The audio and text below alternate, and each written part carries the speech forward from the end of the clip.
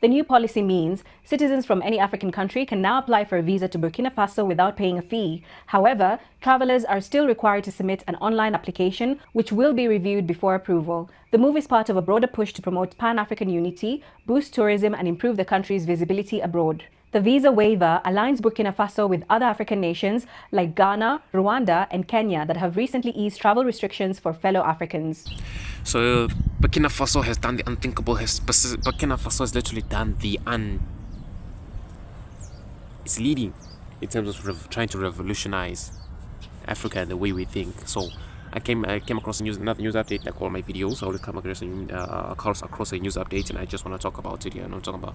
So Burkina Faso has literally removed visa fees for all African travelers. What that means is, yes, you're gonna still have to apply for a visa online and stuff like that, the process stuff, but like there's no fees.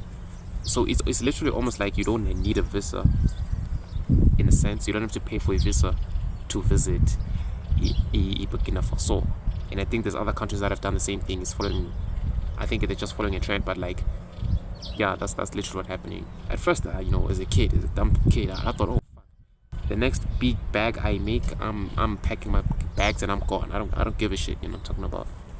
But like, you gotta think of the consequences and stuff like that. But like, I wonder if this is gonna lead to something good or something better for Africans, in a sense. Because if you think about the way we've been colonized and the sort of the traditions we've adopted as Africans, lendoye of isolating ourselves, border gates, isolating ourselves, visas, passports, and stuff like that, bro.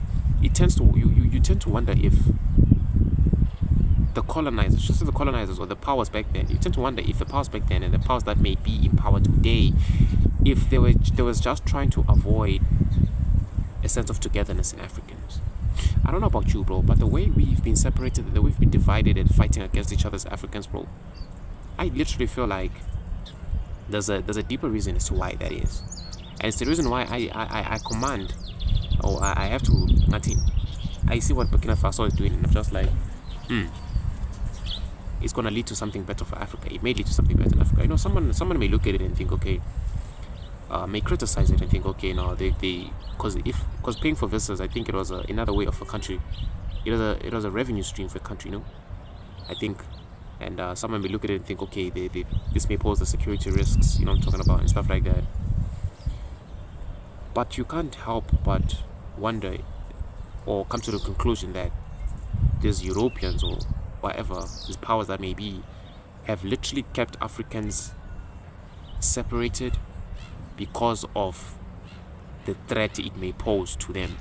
So I feel like if it became easier for Africans to connect, to trade, to speak, to come together, I feel like it would lead to a revolution type of thing. I don't know.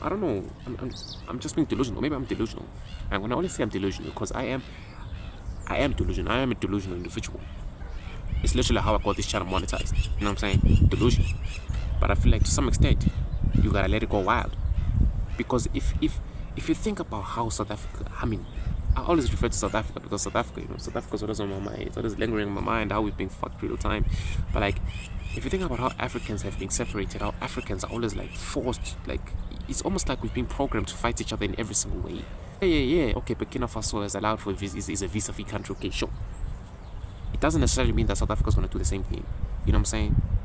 So I think that may always cause tension. But like, I feel like the point is, bro, if all Africans were to come together, all Africans were to come, bro. I literally woke up to a video about this kid who, I didn't watch the whole video, but this Malawian kid who generated electricity from thin air. That's literally what it is. I'm gonna try and find it. He generated electricity from thin air. We hear of these Africans turning plastic into fuel. You know what I'm saying? Bro, I don't understand. There's like a lot of Africans, like in South Africa a while ago, I don't know, there was this dude who literally, I don't know, he used chemistry in South Africa. There was a story. There was a story. I don't know where he is. He's probably dead or something.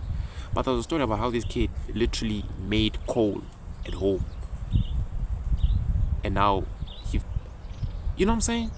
So if Africa has these bright individuals, it's difficult to to not assume that these powers notice that if all Africans were to come together with their power, with all that knowledge, with all that talent, and all the resources, and all the, you know what I'm talking about?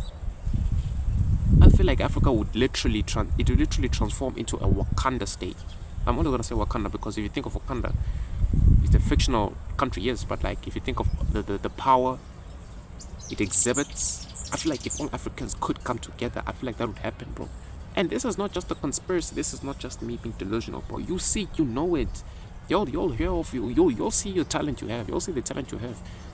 You'll see the minerals you have, your resources. You see it, but it's getting fucked up and squandered by these powers.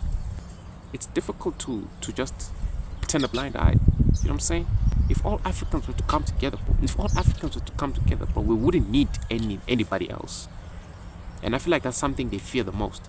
I fear it too. Imagine Africa running the world.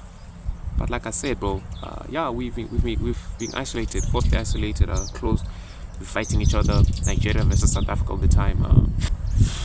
I feel like if we could come together and come with new ideas, bro, we'll come up with ways to eradicate the corruption, even in South Africa, bro. Because if you think about South Africa, besides the outward influences that is trying to destroy us, we are being fucked inwardly too. It's almost like a disease, bro. It's almost like South Africa's got a cancer, bro.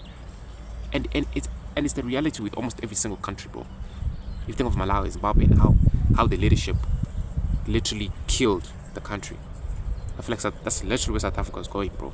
I don't know how. I don't know what I could do to contribute to that. You know what I'm saying? I don't have the power or the influence to do that yet. But like, I just feel like if we can come together, and I feel like what Burkina Faso is doing is the first step as to this. But of course, it's gonna be difficult. They don't want to see us win. You know what I'm saying? They don't want to see us win. So yeah. Plus again, you know, Africans may come on here and tell you that they're patriotic. You know, if an African tells you they're patriotic and they a member of parliament or a politician, they're lying.